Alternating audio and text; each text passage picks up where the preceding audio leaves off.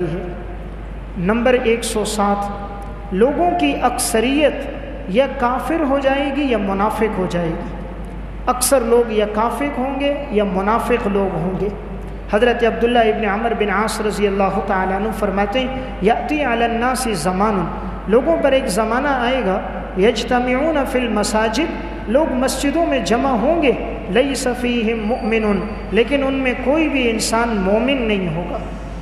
لوگ مسجدوں میں جمع ہوں گے لیکن ان میں کوئی مومن نہیں ہوگا۔ یہ المستدرک علی الصحیحین کی روایت ہے۔ امام حاکم اور ذہبی فرماتے ہیں علی شرط البخاری و مسلم، یہ بخاری اور مسلم کی شرط پر یہ روایت ہے۔ تو یہ روایت چونکہ غیر مدرک بالقیاس ہے تو یہ مرفوع روایت کے درجے میں ہے۔ اس میں آپ نے علامت یہ بیان فرمائی کہ لوگوں میں نفاق پھیلے گا، مسجدوں میں اجتماع ہوگا لیکن دلوں میں ایمان نہیں ہوگا، لیکن دکھلاوے کے لیے لوگ عبادت کریں گے۔ دوسرے لوگ مجھے نمازی کہیں، دیندار کہیں، دل کے اندر خشیت، تقوی، خشوع و خضوع نہیں ہوگا۔